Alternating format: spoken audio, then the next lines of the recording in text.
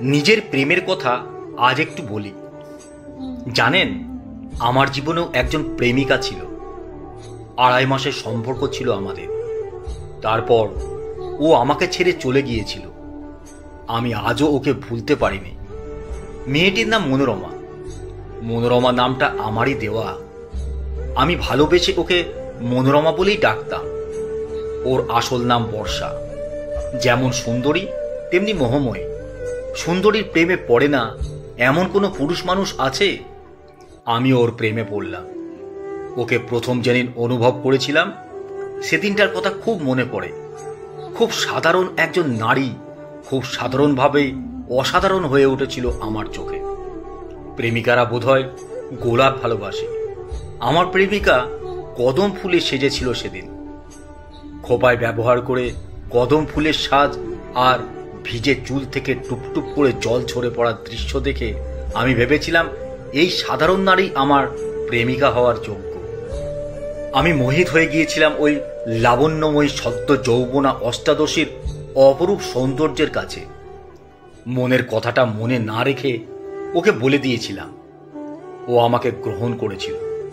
বর্ষার সঙ্গে আমার পরিচয়টা হবার পর থেকে আমার মধ্যে একটা অদ্ভুত পরিবর্তন এলো। প্রথম প্রেমে পড়া সব পুরুষ মানুষের ইতিবৃত্তটা বোধহয় একই। সারাদিন ওর কথা মনে পড়ত। ওকে নিয়ে ভাবতাম, এমনকি কবিতাও লিখতাম। পুরুষ মানুষ প্রেমে পড়লেই সত্যিই কবি হয়ে যায়। জীবন দিয়ে অনুভব করলাম সে সত্য। আমার কল্পনার কথা দিয়ে প্রেমিকাকে যেমন খুশি করে সাজাতাম, প্রেমিকার কপালে এলিয়ে পড়া এলোমেলো কেশ রাশিতে বিভোর হয়ে থাকতাম। কখনো প্রেমিকার কপাল থেকে টিপ সরে গেলে আমি নিজেই আবার টিপটা পরিয়ে দিতাম। সে এক অবিশ্বাস্য ভালো লাগা। শুক্লপক্ষের চন্দ্রের মতো কপালে জলজল করত সে টিপের ঔজ্জ্বল্য। এক অদ্ভুত সৌন্দর্যের ঘ্রাণ নিতাম দু চোখ ভরে। আস্তে আস্তে একটা দারুণ সম্পর্ক গড়ে উঠল আমাদের মধ্যে। প্রেমের গাঁট ছড়া বেঁধে ফেললাম। সম্পর্কটা বেশ মাখো মাখো। মাঝে মধ্যেই ওকে ছুঁয়ে দেখতাম। সে এক অদ্ভুত রোমাঞ্চ। খুব বেশি দিন না হলেও এই প্রেমের বয়স ছিল মাত্র 2.5 মাস। সে কথা আমি আগেই বলেছি। সময়সীমা যতদিনই হোক না কেন, প্রেমটা প্রেমই। বর্ষা আমার জীবনে আসার পর থেকে কেন জানি না আমি সারা শরীরে বিদ্যুতের ন্যায় শিহরণ অনুভব করতাম। সারাক্ষণ ওর প্রেমে মশগুল আমি। সবকিছু ঠিকঠাক চলছিল। তারপর একদিন জানতে পারলাম আমার সঙ্গে সম্পর্ক রেখেও অন্য একজনের সাথে অবৈধ সম্পর্কে জড়িয়েছে। এ খবরটা জানতে পারলাম আমার বন্ধু আকাশের কাছ থেকে। ছেলেটির নাম শরৎ। কিভাবে ওরা মেলামেশা করছে সে ছবি আকাশ দেখিয়েছে আমাকে। নীল রঙের কলকায় সাদা শাড়িতে শরতের সাথে ঘুরে বেরিয়েছে চবলা হরিণীর মতো। কখনো আবার দুজনে আলিঙ্গনাবদ্ধ হয়ে একে অপরকে জড়িয়ে রেখেছে। আমি দুঃখ পেয়েছিলাম। বুকের ভিতরটা হাহাকার করে উঠেছিল। আমার ভালোবাসার নারী অন্য পুরুষের মনোরঞ্জন করছে। হয়তো শরতের রোমান্টিকতা আমার থেকে অনেক বেশি। পুরুষের রোমান্টিকতা নারীকে আকর্ষণ করবে এটাই হয়তো স্বাভাবিক। এত কিছু দেখেও আমাকে সবকিছু মেনে নিতে হয়েছিল। কারণ আমার করারই বা কি আছে? আমি তো কাউকে জোর করে ধরে রাখতে পারবো না। বর্ষা আমাকে ছেড়ে দিলেও আমি বর্ষাকে মন থেকে ছাড়তে পারলাম না। আমি যে ওকে ভালোবাসি, যাকে ভালোবাসি তাকে মনের মধ্যেই রাখতে মন চায়। কিন্তু এই খবর চাপা থাকলো না।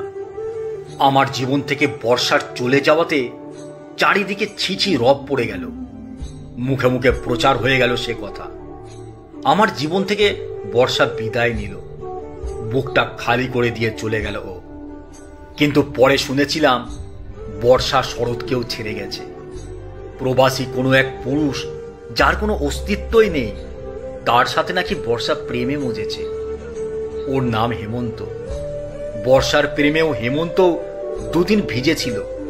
আমার বন্ধু আকাশ বলেছিল, মন খারাপ করিস না, প্রকৃত প্রেম মনের মধ্যে রয়ে যায়। তবে আকাশ আমার এমন এক বন্ধু যার কাছে সব খবর থাকে। আমি বর্ষাকেই আমার প্রেমিকা ভাবি। আজও তাকেই ভালোবাসি।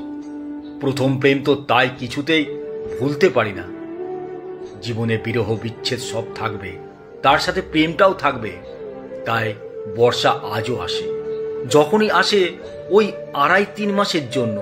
তাই এই সামান্য কয়েকটা দিন আমি ওর সাথেই থাকি, ওর সাথেই রোমান্টিক হই, ওকে নিয়ে কবিতা লিখি, গল্প লিখি।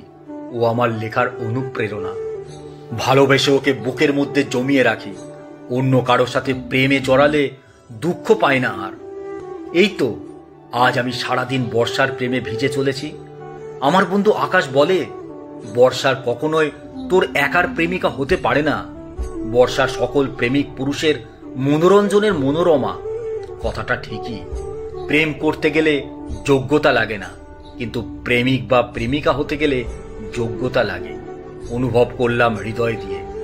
বর্ষা সব পুরুষের জীবনে প্রেমিকা, কিন্তু প্রতিটি পুরুষের জীবনে প্রেম।